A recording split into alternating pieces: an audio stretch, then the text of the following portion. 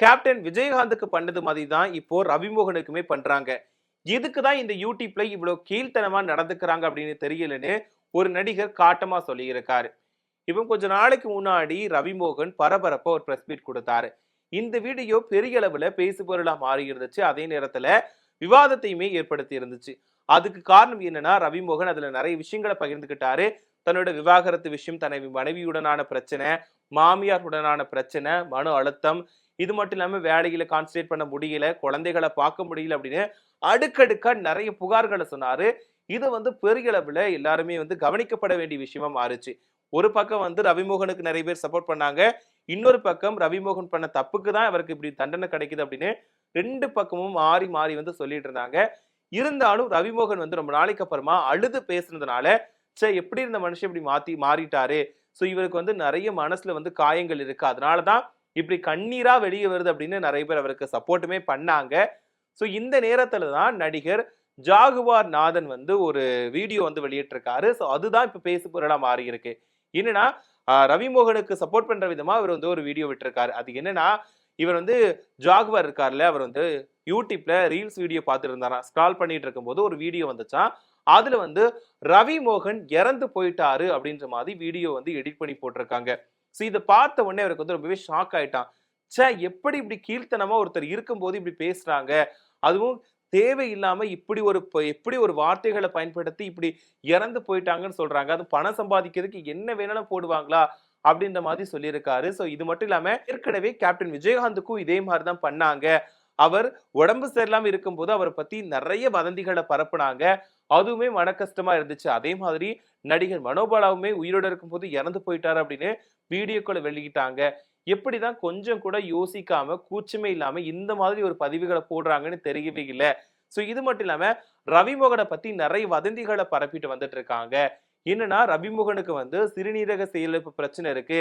அதனால மனைவி அப்புறம் குழந்தைகள் கூட பார்க்க முடியல. சோ மாமியார் வீட்டை விட்டு தள்ளி விட்டுட்டாங்க. வீட்டை விட்டு துரத்தி விட்டுட்டாங்க. சோ அதனாலதான் ரவிமோகன் எங்கேயுமே போறதுக்கு இடமே இல்லாம சுத்திட்டு இருக்காரு. இப்படிலாம் வீடியோ எடிட் பண்ணி போடுறாங்க. இப்படிலாம் பேசி போடுறாங்க.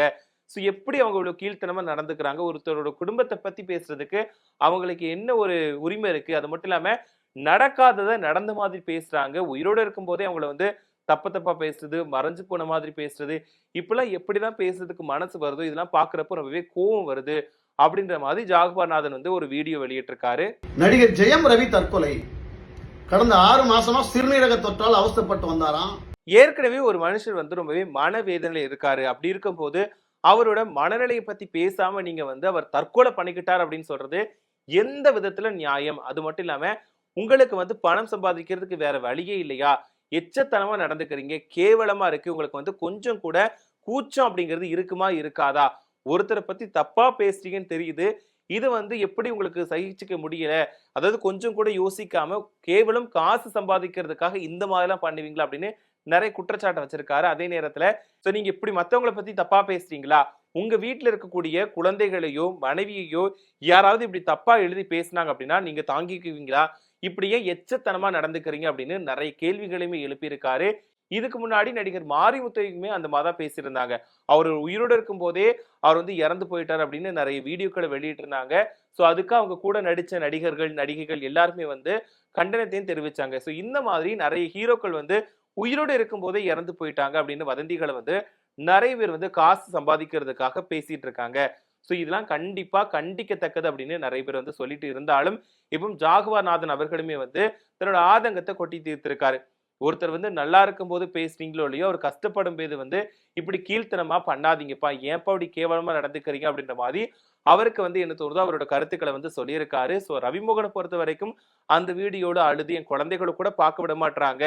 அந்த அளவுக்கு என்னோட குழந்தைக்கு அவ்வளவு பாடி கார்டு கொடுத்து அவ்வளவு சேஃபா கூட்டிட்டு போறாங்க, சேஃபா கூட்டிட்டு வராங்க. சோ என்ன நான் பார்க்க கூடாது, என்கிட்ட பேசிட கூடாது அப்படிங்கிறதுக்காக தான் இவ்வளவு பாதுகாப்போட கூட்டிட்டு போறாங்க அப்படின்னு அவர் ஒரு விஷயத்த சொல்லியிருந்தாரு. சோ அப்ப எல்லாரும் என்ன சொன்னாங்கன்னா, ஒரு தந்தைக்கு குழந்தையை பார்க்க முடியலன்னா எவ்வளவு வேதனையா இருக்கும். அதுவும் சின்ன வயசுல இருந்து வளர்க்குறாரு. சோ அதுக்கப்புறமா ஒரு கணவன் மனைவி பிரச்சனையில பிரிஞ்சு போறப்போ குழந்தைகளை ஏன் காட்டாம இருக்கணும்? குழந்தைகளை 2 பேருக்கும் பொதுவானவங்க தானே அப்படின்னு நிறைய பேர் ஜெயம் ரவிக்கு சப்போர்ட் பண்ணாங்க. சோ இது மட்டும் இல்லாம அந்த இட்லி நடிகை பத்தி நிறைய பேர் தப்பாவும் பேசியிருந்தாங்க. ஏன்னா இட்லி நடிகை தான் என்னோட குடும்பத்தை கெடுத்தது அப்படின்னு ரவிமோகன் சொன்னதுனால அந்த நடிகை பத்தியுமே நிறைய பேர் வந்து திட்டி தீர்த்திருந்தாங்க. ஸோ இந்த விவகாரங்கள் இப்படி போயிட்டு இருக்கும்போது இப்போ ஒரு சொன்ன மாதிரி ஜாகவநாதன் சொன்ன மாதிரி வந்து நிறைய பேர் உயிரோட இருக்கும் போதே இறந்து போயிட்டாங்க அப்படின்னு ஃபேக்கான நியூஸை வந்து யூடியூப்ல வந்து அப்லோட் பண்றாங்க. ஏன்னா அது நாளுக்கு நாள் வந்து வியூஸ் ஏத்துறதுக்காகவும் மற்றவங்க வந்து உள்ள எப்படி என்ன இருக்கு அப்படின்னு பாக்குறதுக்காகவும் உள்ள போறதுக்காக தேவையில்லாம இப்படி பேசுறாங்க. அதாவது இப்போ ரவிமோகன் வந்து தற்கொலை செஞ்சுக்கிட்டார் அப்படின்ற மாதிரி வீடியோக்களை வந்து வெளியிட்டுட்டு வராங்க. ஸோ இது வந்து எந்த அளவுக்கு ஒரு நல்லதா இருக்கு அப்படின்னு தெரியல. இப்போ பொதுவா சமூக வலைதளங்களை வந்து சின்ன பசங்க முதற்கொண்டு யூஸ் பண்றாங்க. ஸோ அந்த பசங்களுக்கு நல்ல விஷயங்களை நம்ம சொல்லணுமே தவிர தேவையில்லாத கருத்துக்களையோ தேவையில்லாத வதந்திகளையோ பரப்புறது கொஞ்சம் கூட நல்லது கிடையாது. ஏன்னா இப்போ சின்ன பசங்க ஃபுல்லாவே ரீல்ஸ் பார்க்க ஆரம்பிச்சுட்டாங்க. ஸோ அதுல எது பார்த்தாலுமே நம்ப ஆரம்பிக்கிறாங்க. ஒரு விஷயம் பண்ணாங்க அப்படின்னா ஓகே இது உண்மையாதான் இருக்கும் அப்படின்னு அந்த வீடியோ பார்த்துட்டு ரொம்பவே நம்ப ஆரம்பிக்கிறாங்க. ஸோ வீட்லயுமே நிறைய விஷயங்களை கேட்டு அடம்பிடிக்கிறாங்க. ஸோ இந்த மாதிரிதான் இப்ப வந்து நடந்துட்டு இருக்கக்கூடிய நேரத்துல இப்போ தேவையில்லாத வதந்திகளையோ தேவையில்லாத விஷயங்களும் நீங்க சொன்னீங்க அப்படின்னா கண்டிப்பா குழந்தைகள் நம்புவாங்க. அதை உள்நேப்பே எடுத்துப்பாங்க, மனசளவுல ஏத்துப்பாங்க. ஸோ இதனால தயவு செஞ்சு இந்த மாதிரி விஷயங்களை பேசுறதை தவிர்க்கணும். அது மட்டும் இல்லாம ஒரு சில ரசிகர்களுக்கு ஒரு சில நடிகர் நடிகைகளை வந்து பிடிக்கும். அப்படி இருக்கப்போ அவர் வந்து உயிரோடு இருக்கும்போது நீங்க இப்படி சொன்னீங்கன்னா அவங்க வந்து கண்டிப்பா மனசளவுலையும் பாதிக்கப்படுவாங்க. ஒருவேளை நீங்க சொல்ற இந்த விஷயத்தினால அவங்க ரொம்பவே மனசளவுல பாதிக்கப்பட்டாங்க அப்படின்னா கண்டிப்பா அது தவறான விஷயம் தான். ஸோ இந்த மாதிரி யாருமே பண்ணக்கூடாது அப்படின்னா எல்லாருமே கோரிக்கை வச்சுட்டு வராங்க. இப்போ ரவிமோகன் அவர்களுக்கு மட்டுமே இல்லை, இதுக்கு முன்னாடி கேப்டன் விஜயகாந்த் அவர்களுக்கு பண்ணியிருக்காங்க, மனோபால் அவர்களுக்கு பண்ணியிருக்காங்க, விவேக் சார் அவர்களுக்கு பேசியிருக்காங்க. ஸோ இந்த மாதிரி நடிகர்களுக்கு மட்டுமே இல்லாம நிறைய நடிகைகளுக்குமே இந்த மாதிரி பேசியிருக்காங்க. என்னன்னா ஆரம்பத்துல நடிகை கனகாவுக்கு இந்த மாதிரி தான் வதந்தி பரப்புனாங்க.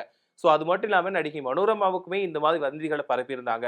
அதுவும் குறிப்பா நடிகை கனகாவுக்குலாம் நிறைய வதந்திகளை பரப்பியிருந்தாங்க. அவங்க வந்து வீட்டுல வந்து கொடுமைப்படுத்தப்பட்டு மர்மமான முறையில கொலை செய்யப்பட்டாங்க அப்படின்னு சொல்லியிருந்தாங்க. ஒரு சில பேர்லாம் வந்து அவங்க தற்கொலை பண்ணிக்கிட்டாங்க, வீட்லயே வந்து ஃபேன்ல தற்கொலை பண்ணிக்கிட்டாங்க அப்படின்ற மாதிரி நிறைய வதந்திகளை பரப்பியிருந்தாங்க. ஸோ அந்த டைம்ல வந்து ஒரு டைம் கனகா பேட்டி கொடுத்திருந்தாங்க, நான் உயிரோட தான் இருக்கிறேன், தேவையில்லாம இந்த மாதிரி வதந்திகளை பரப்பாதீங்க, நான் உயிரோட தான் இருக்கேன் அப்படின்ற மாதிரி சொல்லியிருந்தாங்க. ஸோ இப்போ ரீசெண்டா பாத்தீங்க அப்படின்னா காஜல் அகர்வால் இவங்களுக்குமே வந்து இந்த மாதிரி விஷயத்த சொல்லியிருந்தாங்க. அவங்களுமே ஒரு ஆக்சிடென்ட்ல இறந்து போயிட்டாங்க அப்படின்ற மாதிரி தேவையில்லாத வதந்திகளை வந்து யூடியூப்ல வந்து பரப்பிக்கிட்டு இருந்தாங்க. ஸோ இந்த மாதிரி இப்போ ரவிமோகனையுமே அந்த லிஸ்ட்ல சேர்த்திருக்காங்க. ஸோ குடும்ப பிரச்சனை காரணமா குழந்தைகளை பார்க்க முடியல, மாமியார் கொடுமை, இந்த விஷயத்தை எல்லாத்தையும் மனசுல வச்சு அவர் தற்கொலை பண்ணிக்கிட்டார் அந்த மாதிரி வரைக்குமே வந்து வீடியோக்களை வெளியிட்டு வராங்க. ஸோ இதுக்கு வந்து கண்டிப்பா ஒரு ஃபுல் ஸ்டாப் வைக்கணும். ஸோ இல்லைன்னா வந்து தொடர்ந்து போய்கிட்டு தான் இருக்கும். ஏன்னா இந்த விஷயம் வந்து ஒருத்தரை வந்து ஒரு தனிப்பட்ட நபர் மீதான தாக்குதலா தான் பார்க்கப்படுது. ஏன்னா தெரியாத விஷயத்த வந்து தெரிஞ்ச மாதிரி பேசவும் கூடாது. ஒண்ணு வந்து நடக்காத விஷயத்த நடந்த மாதிரி பொதுமக்களுக்கு அந்த சொல்லவும் கூடாது. ஸோ இது வந்து ரொம்பவே தப்பான விஷயம் தான். ஸோ இதுக்கு வந்து கண்டிப்பா நடவடிக்கை அப்படிங்கிறது தேவை அப்படின்னு எல்லாருமே கோரிக்கை வச்சுட்டு இருக்காங்க. இப்போ ரவிமோகன் விஷயத்திலயுமே நிறைய பேர் வந்து இப்ப பேசுனது தப்பு தான், இந்த மாதிரி வீடியோக்களை வெளியிடுறவங்க மேல கண்டிப்பா சட்டப்படி நடவடிக்கை எடுக்கணும் அப்படின்னு அவங்களோட ஆதங்கத்தை வெளிப்படுத்திட்டு வந்துட்டு இருக்காங்க. இப்போ நிறைய பேர் ரவிமோகனுக்கு சப்போர்ட்டா பேசிட்டு வராங்க. ஸோ அது மட்டும் இல்லாம ரவிமோகன் வந்து அவங்க குழந்தை கூட பார்க்கணும், அவங்க மகன்களை பார்த்து அவர் கூட சந்தோஷமா இருக்கணும் அப்படின்னு தான் எல்லாருமே ஆசைப்படுறாங்க.